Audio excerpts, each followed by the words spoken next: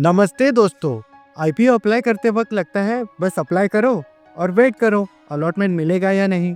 लेकिन सच ये है, जब आप आईपीओ अप्लाई करते हो उसके बहुत पहले ही गेम स्टार्ट हो चुका होता है। आज मैं आपको दिखाने वाला हूँ आईपीओ एक्चुअली कैसे काम करता है, कंपनी के साइड से भी और इन्वेस्टर के साइड से भी। सबसे पहले ये समझना जरूरी है कि आईपीओ आपके फोन पे तब दिखता है जब कंपनी काफी काम ऑलरेडी कर चुकी होती है। कंपनी सीधा पब्लिक के पास नहीं जाती, पहले वो अपॉइंट करती है बुक रनिंग लीड मैनेजर्स, जिसे BRLM बोलते हैं। यूजुअली ये इन्वेस्टमेंट बैंक्स होती है, जैसे Kotak Mahindra capital, ICICI securities या मॉर्गन स्टैनली। इनका काम होता है आईपीओ स्ट्रक्चर बनाना, प्राइसिंग सजेस्ट करना और पूरा प्रोसेस मैनेज करना। इसके बाद आता है एक बहुत हैवी डॉक्यूमेंट, DRHP यानी ड्राफ्ट रेड हेरिंग प्रोस्पेक्टस। ये कोई नॉर्मल PDF नहीं होती। इसमें कंपनी अपने फाइनेंशियल्स, रिस्क, फ्यूचर प्लानिंग और ऑलमोस्ट हर सीक्रेट डिस्क्लोज करती है। सिंपल लैंग्वेज में बताना हो तो DRHP मतलब कंपनी का पूरा चिट्ठा। अब ये DRHP जाता है सेबी के पास। सेबी का काम होता है कि डिस्क्लोजर्स ऑनेस्ट है या नहीं ये चेक करना। अगर सेबी को लगता है कि कुछ क्लियर नहीं है तो वो ऑब्जर्वेशंस देते हैं, करेक्शंस मांगते हैं। जब सेबी सेटिस्फाइड होता है तब DRHP कन्वर्ट होता है RHP में। RHP का मतलब रेड हेरिंग प्रोस्पेक्टस। उसके बाद कंपनी को NSE और BSE से इन प्रिंसिपल अप्रूवल लेना होता है। इसका मतलब NSE और BSE कंपनी से कहती है हाँ आप लिस्ट हो सकते हो, लेकिन रूल्स फॉलो करने होंगे। इंडिया में ज़्यादातर IPOs फिक्स प्राइस पर नहीं होते। कंपनी एक प्राइस बैंड अनाउंस करती है, जैसे 500 से 510। इस रेंज के अंदर ही इन्वेस्टर्स को बीड करना होता है।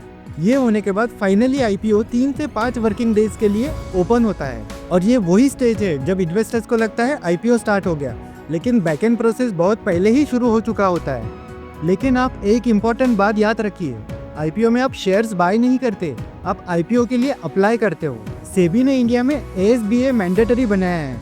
ASBA का मतलब application supported by blocked amount. इसका मतलब जब आप आईपीओ अप्लाई करते हो आपका पैसा बैंक अकाउंट से जाता नहीं है, वो सिर्फ ब्लॉक होता है। और जब तक अलॉटमेंट डिसाइड नहीं होती आप उस ब्लॉक्ड अमाउंट पे इंटरेस्ट भी अर्न करते रहते हो। इंडिया में आईपीओ अप्लाई करने के 2 तरीके हैं, एक नेट बैंकिंग और दूसरा broker app plus UPI। Net banking में आप अपने बैंक के पोर्टल में लॉगिन करते हो, आईपीओ या फिर इन्वेस्टमेंट सेक्शन में जाते हो, अपना डीमैट ID एंटर करते हो और डिसाइड करते हो कितने लॉट्स चाहिए। और दूसरे ऑप्शन की बात करें तो आप ब्रोकर ऐप जैसे ज़ीरोधा, ग्रो, एंजल वन या जो कोई भी ब्रोकर ऐप आप यूज़ करते होंगे उसमें लॉगिन करके आईपीओ अप्लाई करने के लिए आप अपना UPI ID एंटर करते हो। उसके बाद आपके UPI ऐप में एक मैंडेट रिक्वेस्ट आती है, जीपे, फोनपे, पेटीएम या जो कोई भी UPI ऐप आप यूज़ करते होंगे। अगर आप मैंडेट एक्सेप्ट नहीं करते तो आईपीओ अप्लाई ही नहीं माना जाता। रिटेल इन्वेस्टर्स के लिए एक बहुत इंपॉर्टेंट चीज़ होती है cut off price. Cut off का मतलब आप एग्री कर रहे हो कि जो भी फाइनल प्राइस डिसाइड होगा आप उसी पे बाय करोगे। अगर आप कट ऑफ प्राइस से नीचे बिड करते हो और फाइनल प्राइस ऊपर जाता है तो आपका एप्लीकेशन ऑटोमेटिकली रिजेक्ट हो जाता है।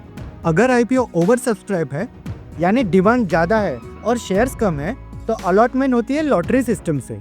आप 10 लॉट अप्लाई करो फिर भी हो सकता है कि आपको 0 लॉट्स मिले या फिर सिर्फ एक ही लॉट मिले।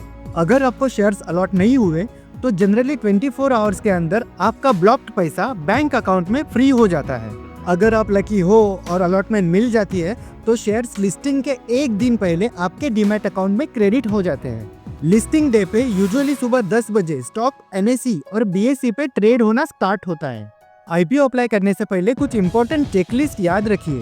पैन कार्ड बैंक और डीमैट अकाउंट से लिंक होना चाहिए। आप एक शेयर नहीं एक लॉट बाय करते हो।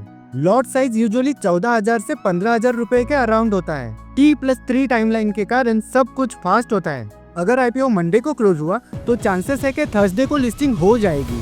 तो अब आप समझ गए हो कि आईपीओ सिर्फ अप्लाई बटन दबाने का नाम नहीं है, ये एक पूरा सिस्टम है, कंपनी के लिए भी और इन्वेस्टर के लिए भी। और जो इन्वेस्टर पूरा प्रोसेस समझता है वही बेटर डिसीजन लेता है। वीडियो पसंद आई हो तो चैनल को सब्सक्राइब कीजिए, जिससे आपको नेक्स्ट वीडियो की नोटिफिकेशन मिले। नेक्स्ट वीडियो में हम देखेंगे what is the difference between IPO, FPO और OFS। तो मिलते हैं अगली वीडियो में, तब तक के लिए हैप्पी इन्वेस्टिंग।